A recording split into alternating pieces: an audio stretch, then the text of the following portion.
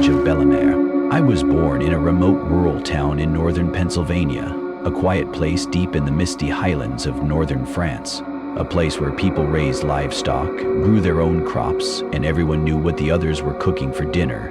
They say I came into this world under a cruel sky. Thunder rolled across the valley the night my mother bled out in a wooden house, and the midwife whispered that my first cry was not the only sound heard that night. That year, according to both my grandmother and my mother, something unsettling happened in our home. My mother was still recovering from childbirth, and one night, when I was only 5 months old, my grandmother was startled awake by the sound of a baby crying. A sharp, eerie cry that sliced through the silence. Not an ordinary cry. This one was piercing, wrong. It was well past midnight, 1 or 2 a.m. She got out of bed thinking it must be me. She lit a candle and tiptoed into my room. I was fast asleep, but something wasn't right. She walked across the cold, creaky wooden floors and stepped into my parents' room. My mother, pale and exhausted from childbirth, was already awake. "Did you hear it?" she asked in a whisper. "Baby crying, out in the garden. I can't sleep." She had heard it too. Both of them had. But neither of them dared to go outside. Instead, my grandmother woke up my father, just 24 at the time. The men in my family tend to marry young. He stayed up with my mother while she tried to soothe me. By dawn, everything had changed. My grandmother went out to feed the animals, as usual. We had cows, pigs, chickens, a typical farm life. They were all dead. The cows foamed at the mouth. The chickens just dropped. Not a wound, not a drop of blood. The earth beneath them was wet, not with water, but with a thin layer of ash-colored mud.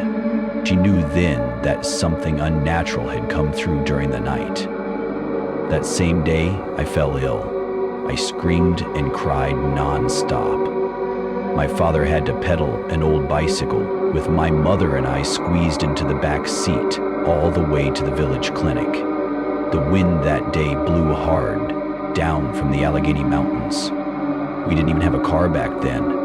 That night, my grandmother took the ferry across the Susquehanna River to visit a man whispered about throughout the village, Old Beckett, a spiritualist who lived in a crumbling farmhouse deep in the woods. People said he had the sight. They went to him for healing, for blessings, and sometimes for darker things. She hadn't even stepped onto his porch when he opened the door and called, "Come in, a woman is following you." An old beggar in rags, straw hat, barefoot.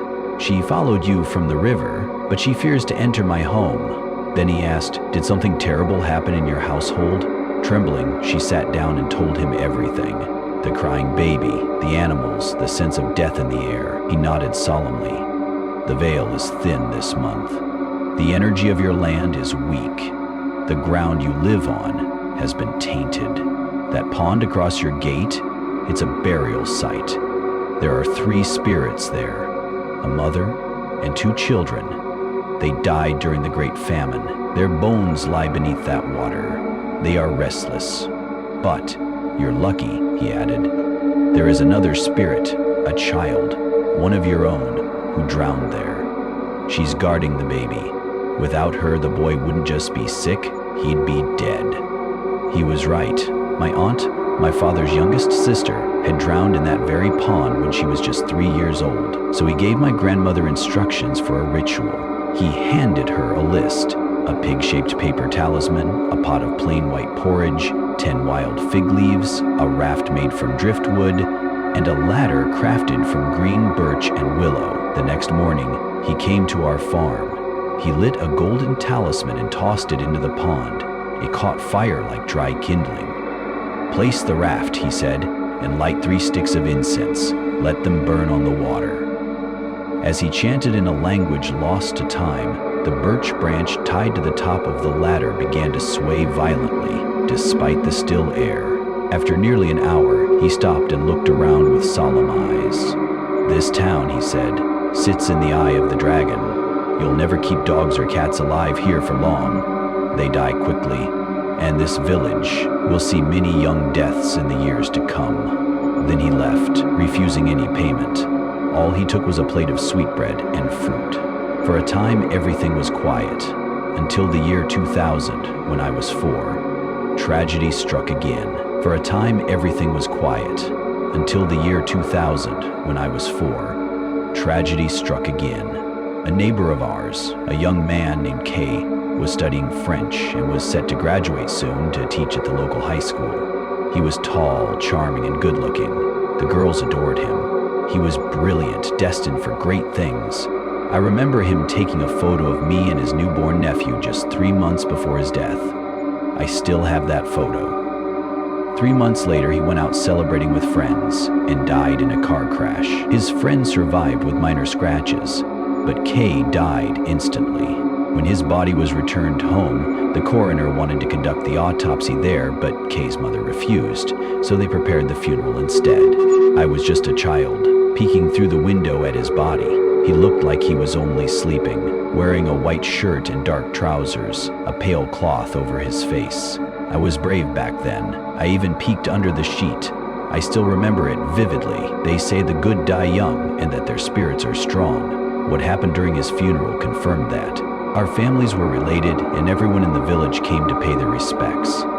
Kay's funeral was one of the largest I'd ever seen, only rivaled by that of a young doctor who had also died in an accident. But something strange occurred. The chickens at Kay's family's farm began dying, just like ours had. Then, as people gathered around his coffin, they noticed a framed photo of him, taken just days before, had deep scratches across the face, like claw marks, from the inside. Then, a large green grasshopper landed on the portrait. It wouldn't leave. My father stepped forward. "Kay, is that you?" "Jump into my hand." Nothing. Then Kay's mother, shaking, whispered, "Kay, my love, if you're here, come to me." The insect flew into her palm. She fainted from grief. Then the rain came. As the funeral procession reached the cemetery, a violent storm rolled in. Thunder cracked across the fields. The grave filled with water. They had to press the coffin down with iron poles so it wouldn't float back up. Years later, when they exhumed his body, they found his bones twisted like he had woken up inside the coffin and tried to claw his way out. The villagers whispered, "St. Muriel's gorge has swallowed itself." Even the bravest men, like old Georges, who once fought a wild boar with bare hands, refused to walk past the orchard at night.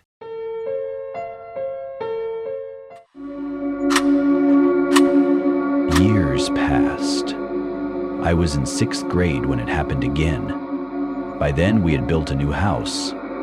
Picture this. The staircase was outside, not inside like modern homes. When climbing up to the 2nd floor, you could look straight into Kay's family's yard. One night, around 2 a.m., my grandmother was woken by someone calling at the gate.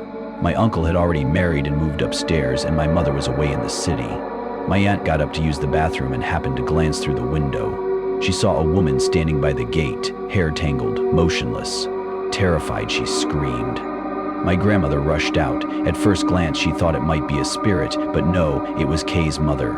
She stood barefoot in the cold, asking to borrow a scale. My grandmother, a woman who feared neither ghost nor man, handed it over. But from the upstairs window, we saw her walking in circles across the yard. Barefoot, hair wild, moving slowly, her steps so light they barely disturbed the gravel. My grandmother shouted, "Turn on the light for heaven's sake! You'll see better!" The woman replied flatly, "No, light hurts. The bulb's broken." Her voice was dry, short. It chilled me to the bone.